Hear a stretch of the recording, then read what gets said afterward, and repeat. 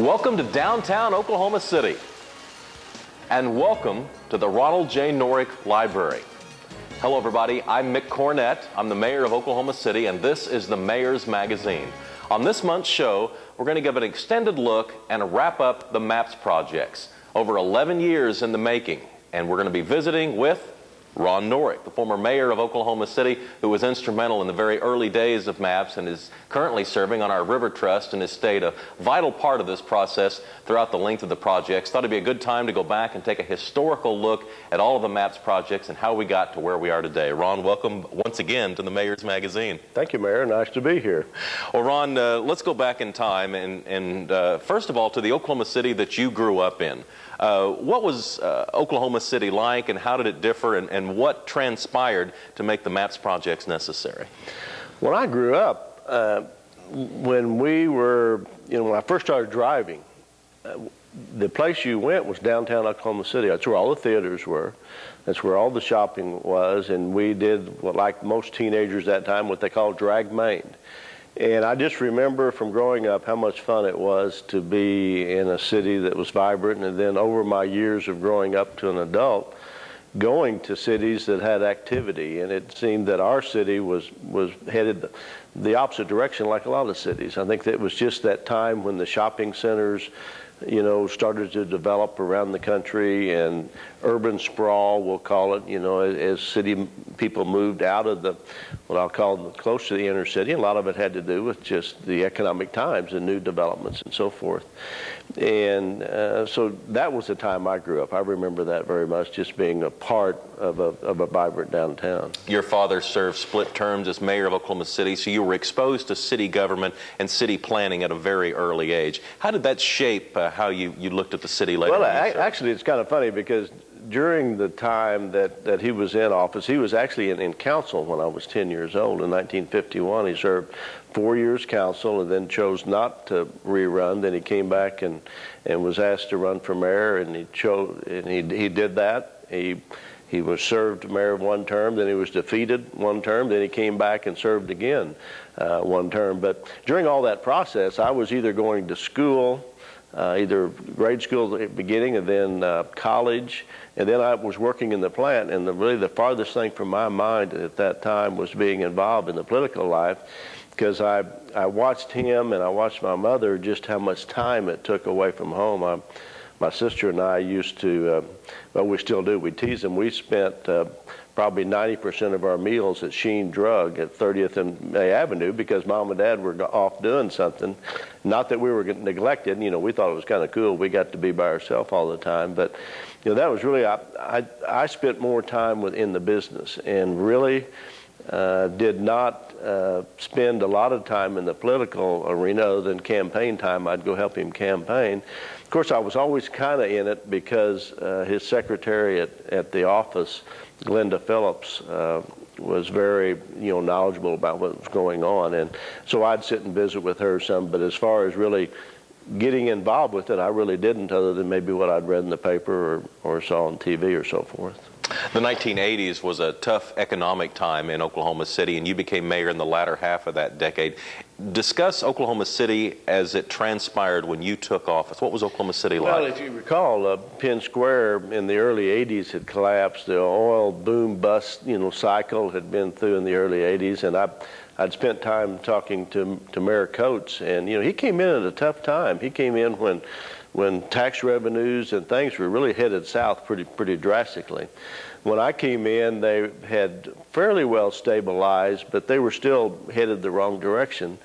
And one of the first things that I recognized, mainly from my business background, is that if you don't invest in the future, and by that I'm talking about the infrastructural future of a city, you're really asking for trouble in the long term. And the same thing in my business, because when I was in the printing business, and if you didn't look far enough ahead on equipment orders and that sort of thing, because you couldn't just go buy a printing press right off the shelf. You had to really spend time. You had to design it, and then you had to get it manufactured. And usually it was a 1 to 2 year process to do that.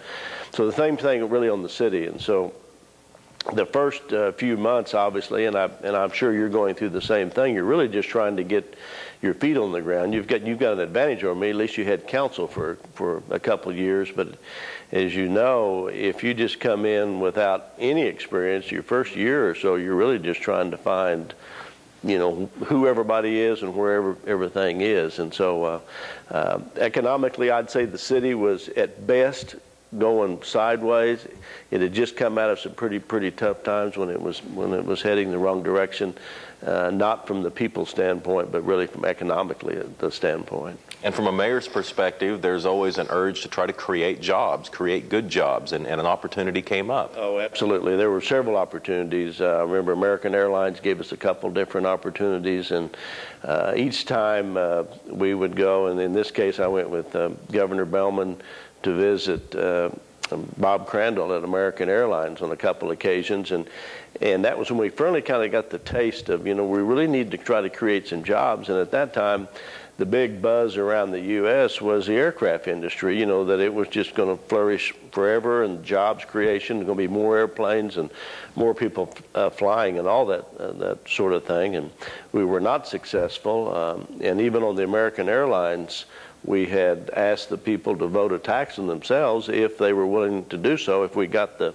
facility, would they be willing to spend that? Let's stop there and spend a little more time there. So you took to the vote of the people, and I vaguely remember this, going to the polls and voting, and the idea was to do what? To increase sales tax, to do what? To build a facility on the east side of the airport, east side of the east runway, to house American Airlines in an expanded maintenance facility.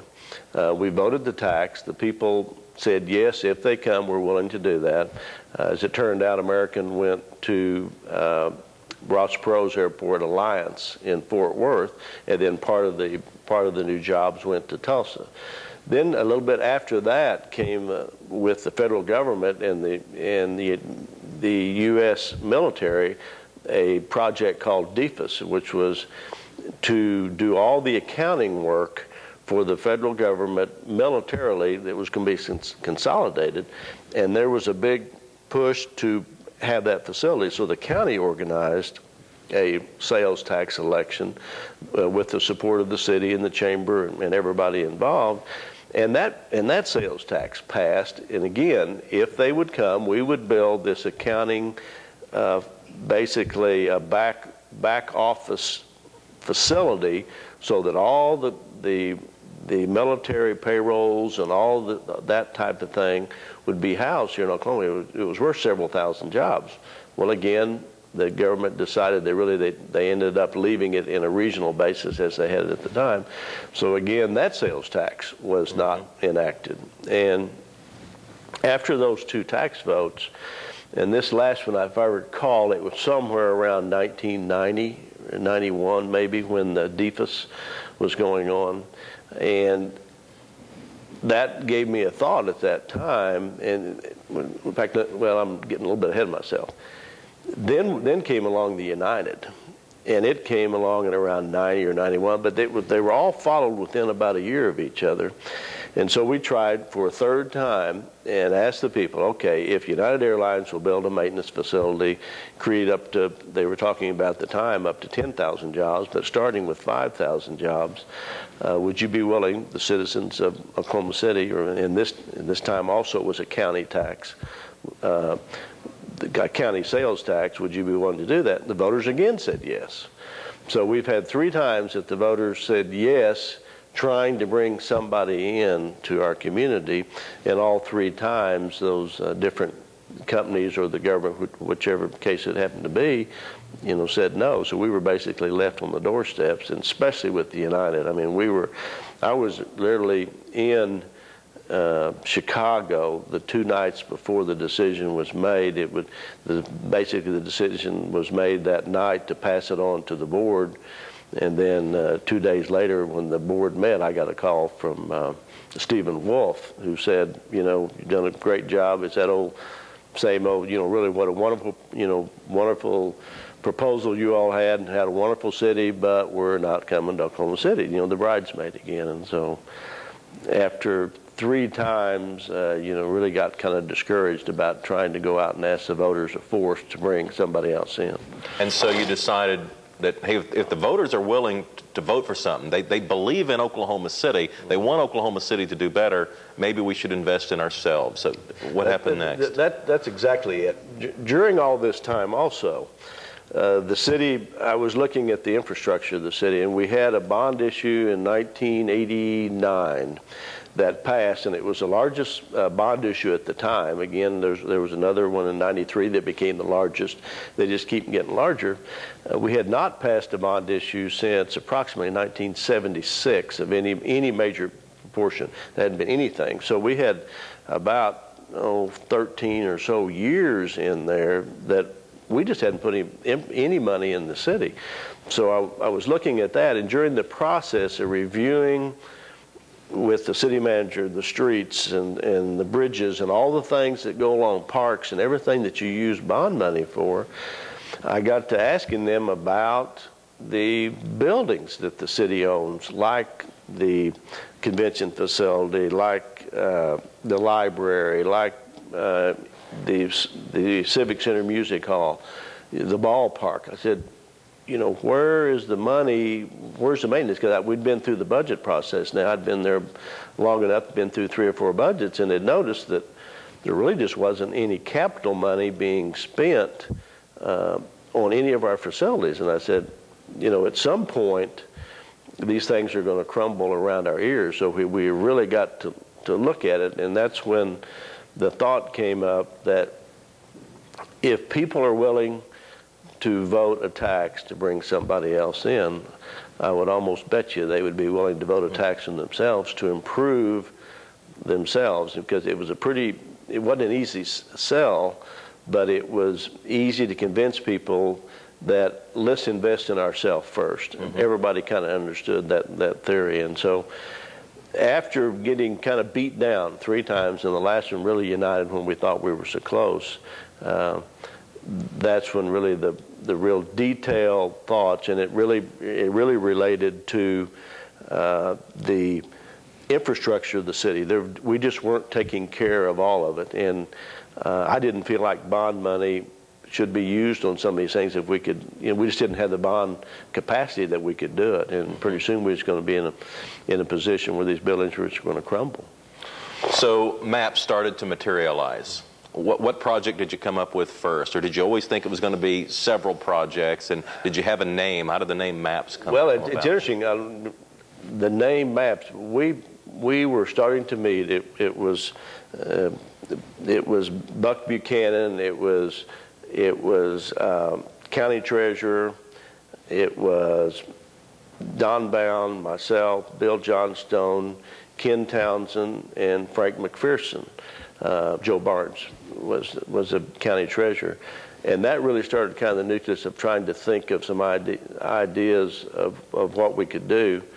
The name MAPS, after we kind of got things put together, was really developed by Rick Moore, my assistant at the time, because we were getting ready to have a meeting one day and kind of trying to come up with some fancy name for what we were trying to put together. He says, well, how about MAPS?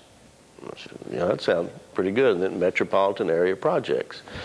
So that's really where the name came from. But we really started, I think, if I recall, at the time, the library had been put before a vote of the people either once or twice and been defeated. So I knew there was needs for the library. I talked to Lee Bronner, and they had plans, and the building was deteriorated. There was no parking, so people really couldn't use the facility.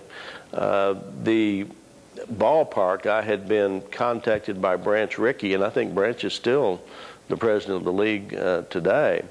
And at that time, all professional baseball, whether it be major league or minor league and all the farm systems, they had to bring their stadiums up to a certain level, or they were not going to be able to maintain whatever team it might be, AAA, AA, or development league ball, whatever it was.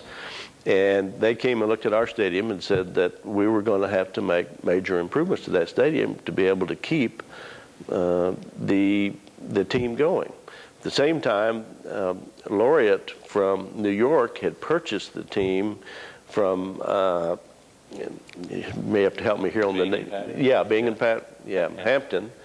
And so we now had an outside owner. Well, with the call from Branch Rickey and the league, and really, I won't say putting pressure, but just saying you have a certain amount of time to demonstrate that you're going to do something. And then an outside owner that really, I felt like, wanted to move the team to another city, and mainly somewhere up in New York, one of the, not New York City, but one of the other cities as a minor league team. I got really concerned about losing the ball club. About losing the ball club, and I just said, you know, we've lost so many other things.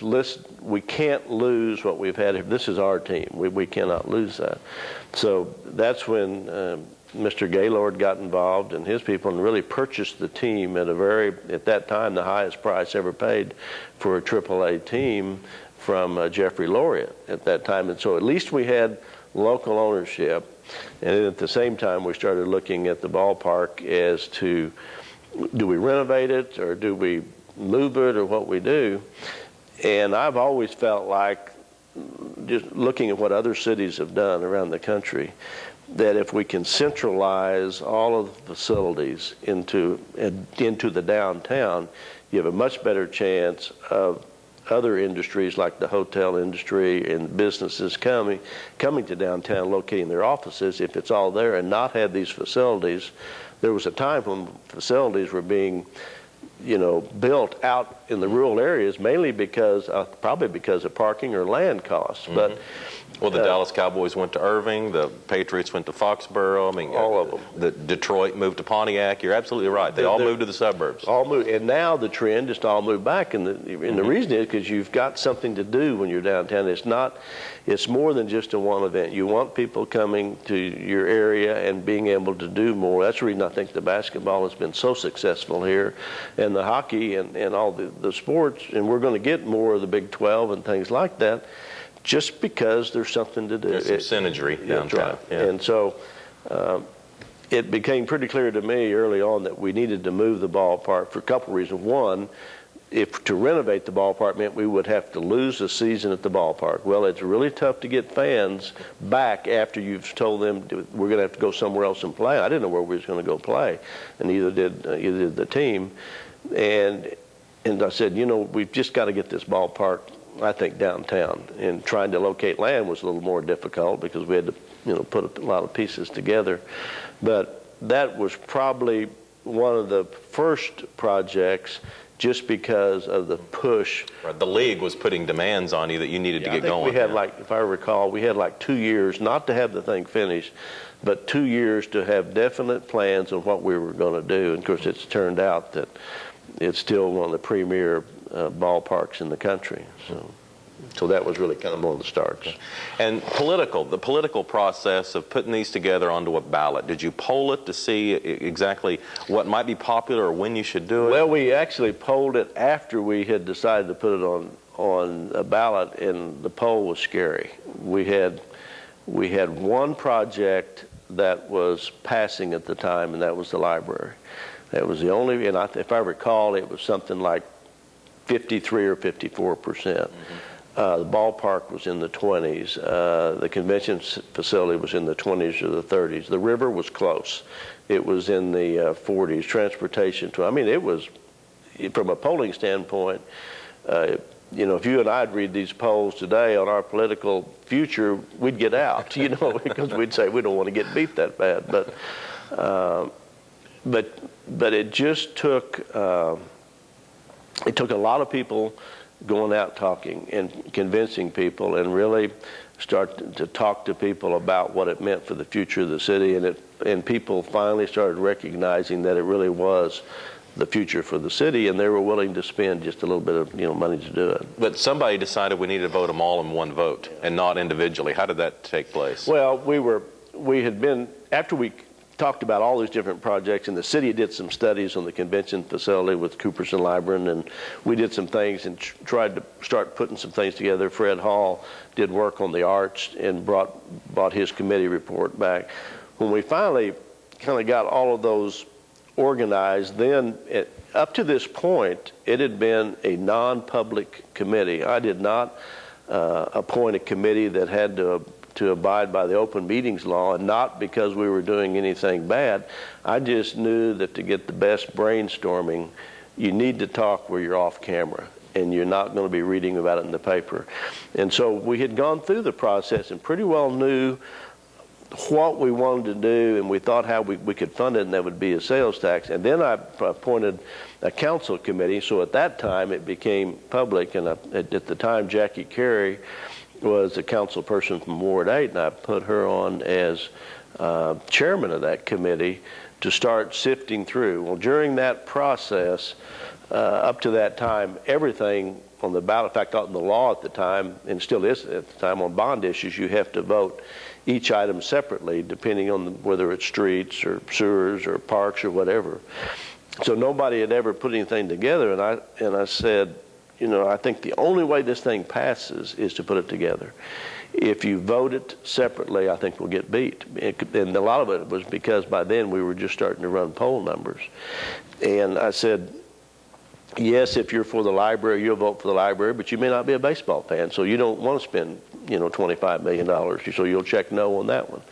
But I said, if you're a lover of the Civic Center and the arts, are you going to vote no on the whole proposition and kill your project at the same time? Right. And so that was really the thinking. Plus, I said, it isn't going to do any good if we do some of the projects and not all of them. We're not going to get the benefit. If we, for instance, if we didn't do the expansion of the convention center and the renovation, how were we ever going to attract hotels? And so it had to be an all or none proposition. And so basically I just said, it's just got to be that way. And so that's the way then it was brought forward to council and through that whole process. And did you feel good on election day when that morning of the election? Did you feel like you were about as good as you can?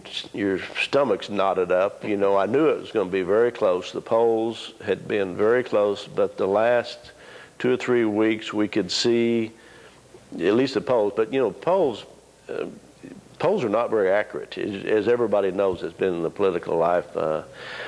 It's just not a perfect science. It's all find the people that are going to vote on that day. That's right. I mean, and so that's the key. The science. The and science we had a good down. we had a good turnout, and we'd done everything that we could do. I mean, had great support from all the different groups, whether it be the sports or the arts, but still you just didn't know. And probably after the polls had closed, maybe 30 or 45 minutes. Keelhorn and the group, your polling group, had gone to what they said were their lead precincts, and told me we were down at Brewer's place at the time, O'Brien's, and at their meeting room upstairs, and they told me, says, well, we're going to win this thing. And I said, what do you mean we're going? It's 30 minutes into it. It says, we got it won.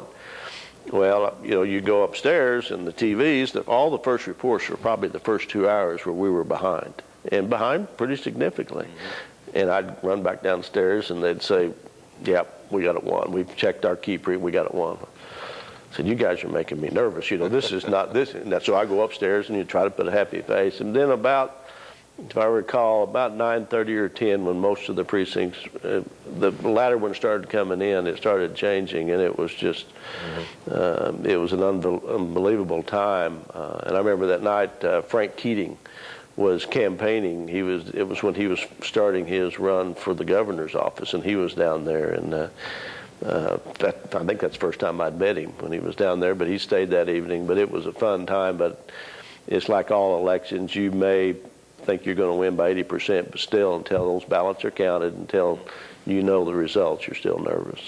Okay, so the election passes, and then there had to be this, well, now what? You know, now we got a lot of work to do. And I've told a lot of people giving speeches afterwards, you know, if we made one mistake, it was probably we were a little ambitious on our time schedule, you know,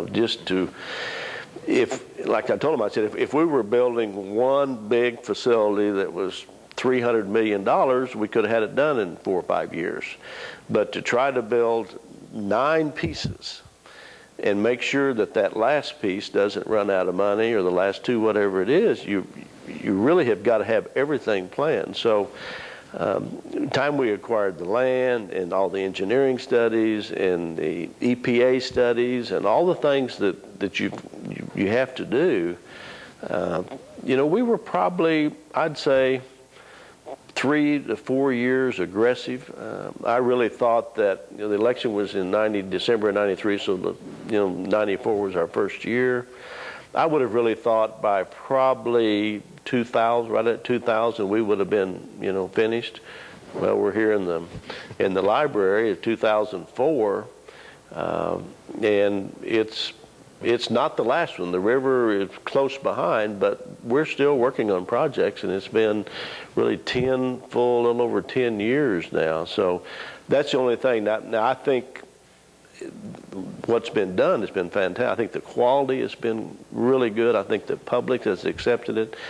There was a period of time from the election until the first pitch was thrown at the ballpark that I think people were starting to doubt that last year or two, especially when we had to delay the ballpark because the bid came in $5 million too high. That was a tough decision, and one that was really tough politically for a good year, because at that time then the doubt started coming out. Well, I knew you couldn't do it. I knew the city couldn't.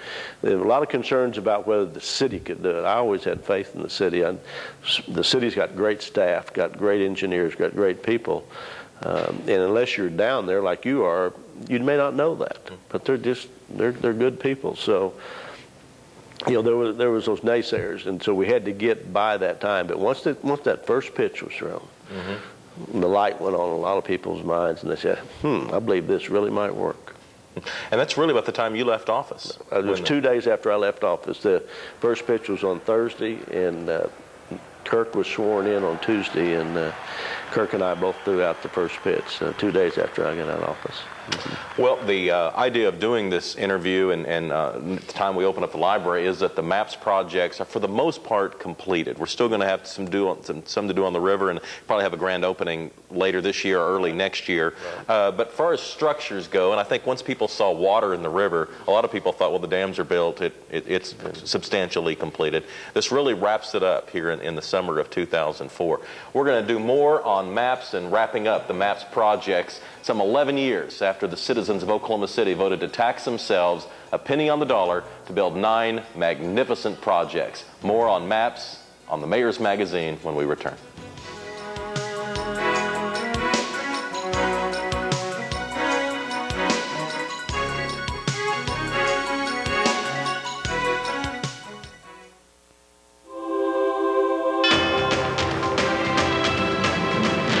This is the city that startled the world, who boldly bet on itself, embraced a vision, and built its own momentum.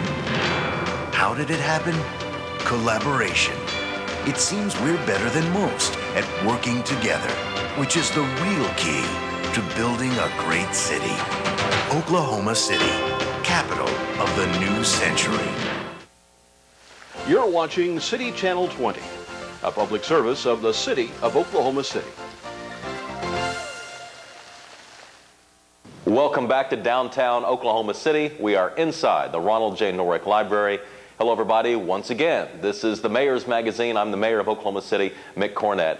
I'm joined in this segment by 3 people who know a lot about the MAPS projects and how it all transpired here over the last 11 years. City Manager Jim Couch has been a city employee since the beginning of the MAPS projects, and before he headed up the MAPS projects and, of course, assumed the city manager role, about 2000, right? That's correct. All right, and Jim Tolbert is here, a civic leader, and I asked Jim to come by to really represent the business community, because I think a lot of people have overlooked the relationship between the business community and how MAPS got started, and the relationship of the business community and the government officials, and how MAPS transpired and came to fruition. So Jim is here. Jim, welcome. Thank you. And of course, Mayor Ron Norick, who you saw in our last segment, who was the mayor when the MAPS program was instituted, and that vote took place back in December 1993. City Manager, I'll start with you. You were a city employee back when MAP started. What were your thoughts in the process? And you had to look at these projects as, gee, this is going to take a long time. There's a lot of nice projects here, and I want to be around to see these things happen. Well, it was a great opportunity for the city, but there was a sense of fear because the city had never undertaken a project of this scope and magnitude before. So Don Bond was city manager at the time, and I remember after the election he said, okay, it's passed, now what are we going to do with this? Because a $300 million program, very high public expectations, and we had to deliver. Mm-hmm. Jim, first time you heard maps and the concept, what was your, and if you could, in a sense, speak for the business community, what was the thought process? Well, as I think you covered in the earlier segment with Ron, we had been through a series of great frustrations in terms of economic development. And it was like a light bulb going on, the idea that what we need to do is invest in ourselves, address the issue that kept coming up about the quality of life in Oklahoma City. In every previous effort that we had been through, that had been a major factor in, or at least represented to be a major factor in the decision that was made that we didn't get a project. So investing in ourselves made all sorts of sense. And the concept of doing it in a single election was very appealing. Jim, how did the city transpire? You watched the city grow through the MAPS process. What have you seen from the outside? Oh, I think it is the transformation in the way the city feels about itself is perhaps the most important thing that's happened, almost more than the bricks and mortar. The way people, the confidence that people in Oklahoma City now have in their community and in their city government far exceeds any time in my lifetime. And I think that's because we built these projects, we're proud of them, we're getting national recognition for what we've accomplished, and we did it in a way that we bought and paid for them, in effect, and by the time they're over, they're free to us. I think all these things have built an enormous amount of reservoir of confidence in the business community, but on the broader population more importantly. One of the things you brought up during our break was the sunset clause on the tax and how important you thought that was in getting it passed. I think one of the real innovative insights that Ron had was to make it a citywide sales tax and have it sunset, so that the voter could recognize that he was paying for specific projects. He was not funding anything that had a longer duration than that. This was not a permanent tax. As Ron pointed out, it was like buying your house and paying it off. It was like buying a car and paying it off. When it was over, it was over. And that had never been tried in public projects in Oklahoma City before, and I think it was very significant. Jim Couch, a civil engineer, you had to be pretty excited about these projects. What jumped out at you at the 9 projects from an engineering standpoint? Well, you know, we had some great projects, obviously the Ford Center being the largest of them, but I was more intrigued by the canal. Going into just a flat part of town and digging out streets and building a canal where streets had been, I thought was really a unique idea, and that interests me a lot to go forward with that project. That's a good civil engineering project, concrete and water. What do you think of the canal, Jim? Well, of course, I'm a great fan of the canal. I'm very involved in breakdown and care about it. But I think the decision was made after MAPS to put the canal down down California Street was probably one of the most important decisions that was made, because you had instant development once you had a canal. If we built it as was originally proposed, most of it south of Reno, or most of it in an area where there were not existing buildings, it would have been a long time before it got developed. As we've seen now, we're just now developing that part of the canal. And the people would have gotten frustrated with it, and it would not have had the economic kick that it's had of putting it right in the middle of a built-up area. And it would have been a different development because of the fact that we have the character of the old existing buildings that we have now. We would not have that if you went all south of the range. So I think that decision was an exceptionally important element. Well, Mayor Norick, the whole idea of a canal, whose idea was that? Because, you know, the other projects, you know, you could say they make sense and kind of jumped out at you, but the canal kind of came from left field, so to speak. Yeah, actually, the canal was the very last project, and it was, I would say, it was an afterthought. I remember I was downtown one day, and we had been talking about the river and a lot of things. I was with Don Douglas, who was doing the engineering work for the String of Pearls and for the river project as we know it today. And we were actually standing on California. And I said, can we get the river up here? You know, can we do that? And of course, being an engineer, he's, oh, well, sure we can. I mean, I don't think he'd even thought any more about it than the Man of the Moon, but it was almost that instant. And we had been looking at doing the river, like Jim said, south of Reno.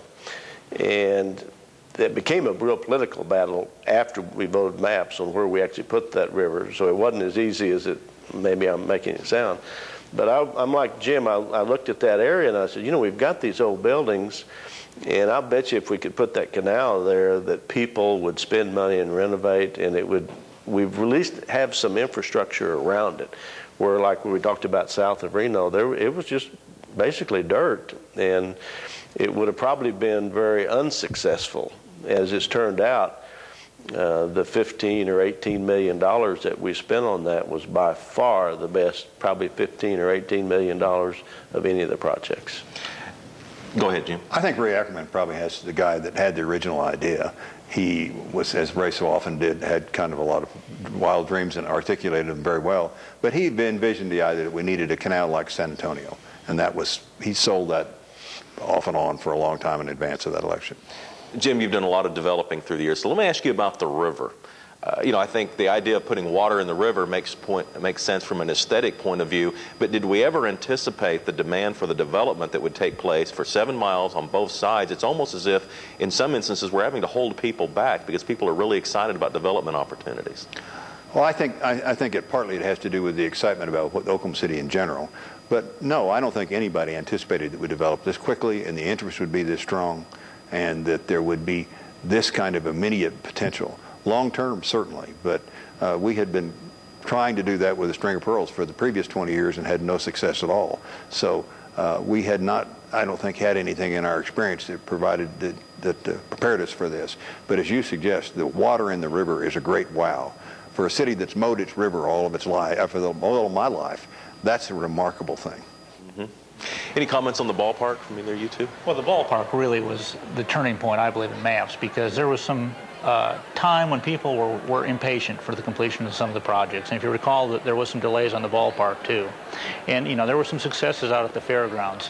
But having the ballpark open in April of '98 was significant, because people could go in and see the quality of the project and be able to go watch that baseball game and have that first hot dog, and really were able to see that, wow, we paid for this and this is ours. And it was a quality project. I really think turned the tide on the public perception of maps.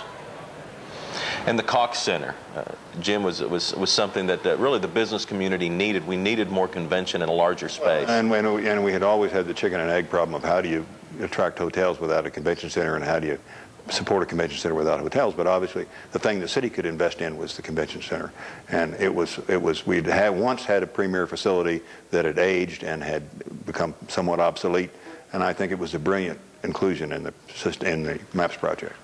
One of the things I was naive about at the time was, we had through the urban renewal days had allocated certain areas that were going to be hotel pads. And so when we kind of got to that point, and I started talking to different hotel groups, getting in touch with them, I thought, well, this is going to be easy. We can offer them a good deal on land, help them with infrastructure, put plants in, do a few things. These people are going to build these hotels like crazy. Well, I found very quickly the best I could get was maybe, well, that's really nice, thank you, we'll call you if we ever get interested. I mean, I never got high enough in the food chain of the hotel to do it. And even after the convention center even after the vote had passed, and people could see that we were doing things, there was still a lot of skepticism out in the hotel, the people that were not from here in the hotel industry. Are you guys really going to do this? I guess maybe they've been burned before where cities said they were going to do something, they didn't do it. I said, yes, we're going to do it. Yes, we're going to do it. But it wasn't until really basically the convention center was almost finished before John Q came in. And there was only two, John Q, and there was a group out of Florida. And if I remember, I had either a Hilton or a Hyatt chain. Jim may remember, but one of the two, that was it.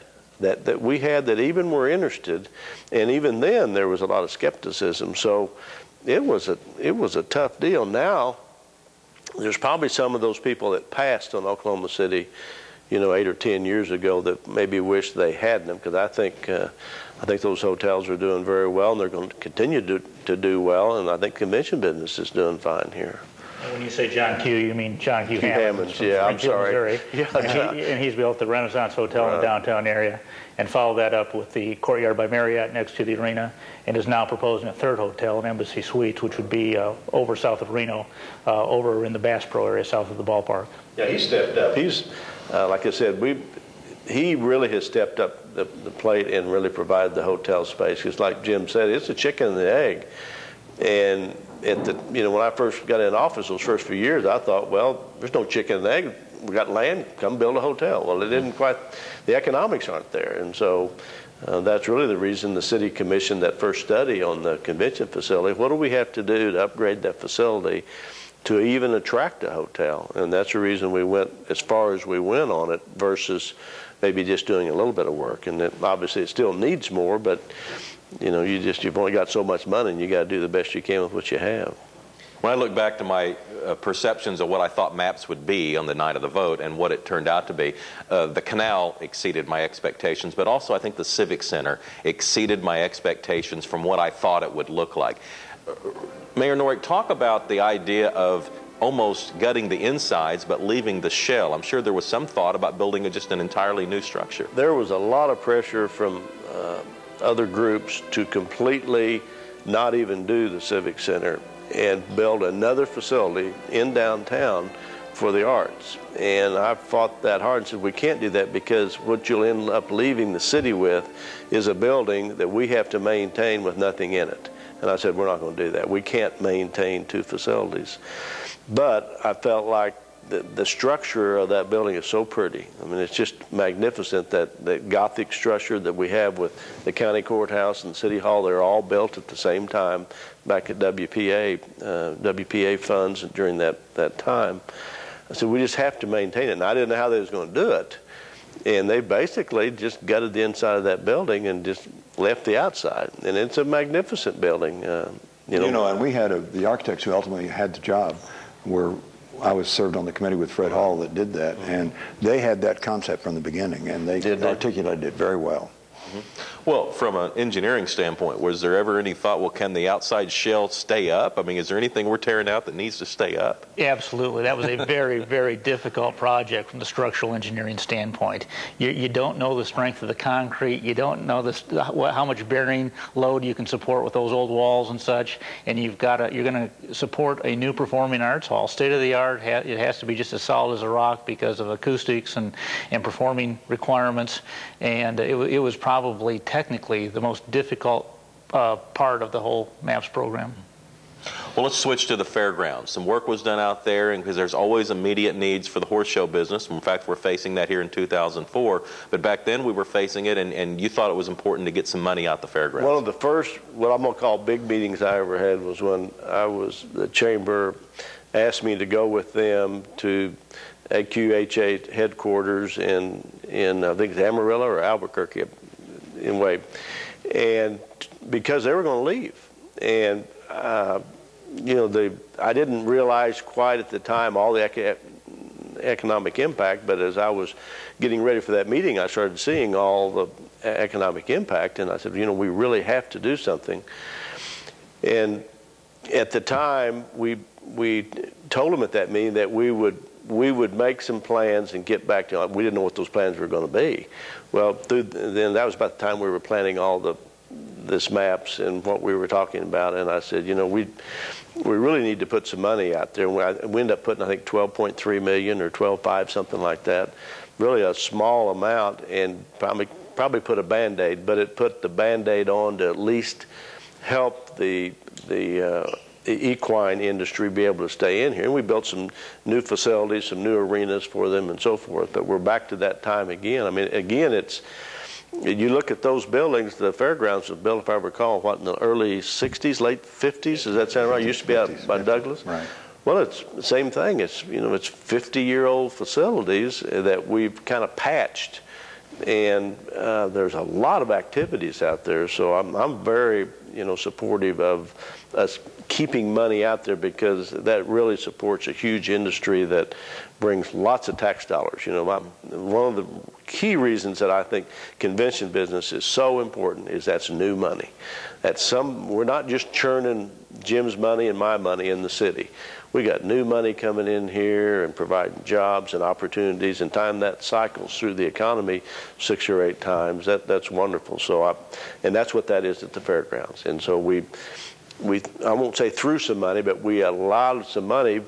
At that time we knew it was either going to take huge dollars or at least enough to get them to where they could maintain for several years, and that's what we ended up doing, around $12.5 million.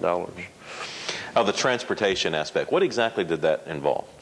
Well, we had looked for years at trying to figure out how to take the rail system. There's an abandoned rail line that the city has the ownership of the right-of-way that basically goes right down Reno and out to the Meridian area and past. And it goes, it goes right through the fair park too, right through the fairgrounds.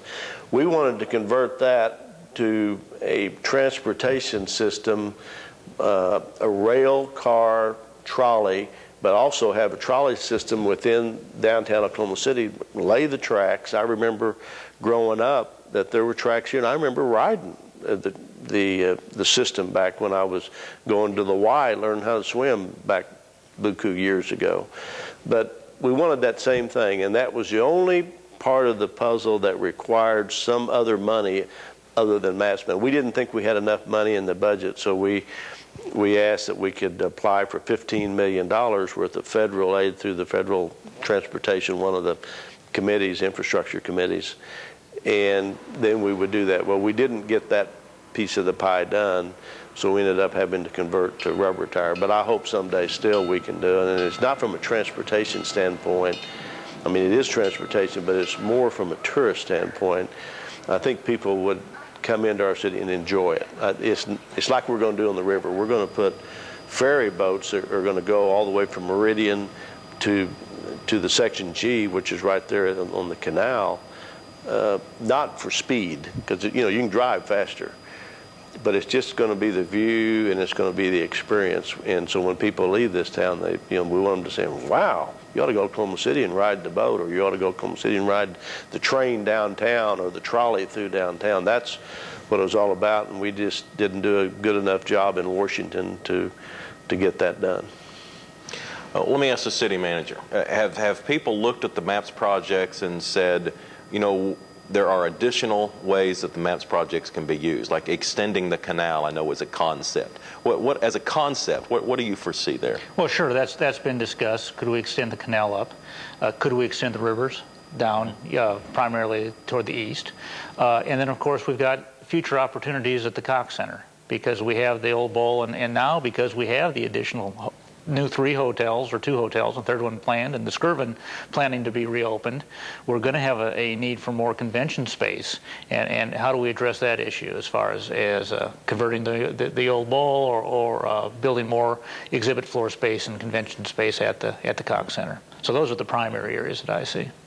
Jim, as a person who's developed in downtown Oklahoma City, how have you seen the development community wrap its arms around MAPS in the last 10 to 15 years? Well, of course, the first thing that happened was the tremendous spur it gave to the development of Bricktown. The canal and the ballpark made Bricktown. It was a good idea, and we all were kind of excited about it, but without that, it would not have been what it has become to be. So that was the first step. And the subsequent development south of Reno that has come along that, I think, is directly a result of MAPS. More importantly, I think for the kind of city we want to have, we're beginning to see tremendous interesting housing downtown. Deep Deuce is one of the great apartment successes ever in Oklahoma City. And now there are 3 or 4 other projects that are tentatively being considered, and one that I think will start this summer, that are going to make a tremendous difference in the mix of things that are happening downtown.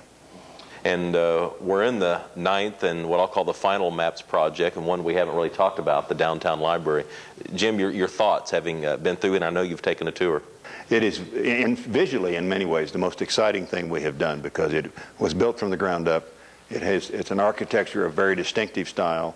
The kind of facility that's been created that is so accessible to the public and so has such a high level of utility, I think is just very exciting. Back in 1986, I ran a bond campaign that included a new library that failed. And ever since then, I have realized the great need that we have. You know, the city manager, there's been struggles along the way in getting the library open, a lawsuit here, a lawsuit there, a change order here. I guess fortunately it was one of the last MAPS projects, and we already had the citizens' confidence before this one ran into its problems. Even locating the site was controversial. I forgot about that. This was a parking lot for the county courthouse. Right, and it was not originally proposed for this site. And so it has had some challenges, but I think when the citizenry gets in to see this in a couple of weeks, they'll find out that we didn't skimp on the last project. It came through with at least equal quality, if not higher quality than some of the other projects. And I'm going to allow Mayor Norick the final word on the library that bears his name, the Ronald J. Norick Library. You know, when I got the call, in fact, I think you called me and asked if I would, like that. I was floored to begin with, but I was extremely honored and still am. I mean, I just think I can't think of a better building. I really can't. And I just think it's wonderful. I want to follow up just one thing that Jim said on public confidence. That has probably been the biggest plus. You can take all the buildings and everything else, but I think now, and we all hear it, people say, I like bringing guests now to Oklahoma City. I have something to show them, and I'm proud of my city. And that's going to last a long time, because there's other things that the city is going to want the citizens to look at doing, and I think they'll approve it. The city has proved that it did what it said it was going to do. And so I think that's going to last a lot better. But I bet you can't find 1 out of 10 people that said they think MAP's a bad deal. Probably can't find even that many. So it's been very successful. Ron Norick, Jim Tolbert, Jim Couch, I'm Mick Cornett. Thank you for joining us on this special edition of the Mayor's Magazine. We're wrapping up the MAPS projects. The summer of 2004, some 11 years after voters approved a penny on the dollar sales tax for 9 projects that have revolutionized the way Oklahoma City looks at itself. I'll see you next month on the Mayor's Magazine.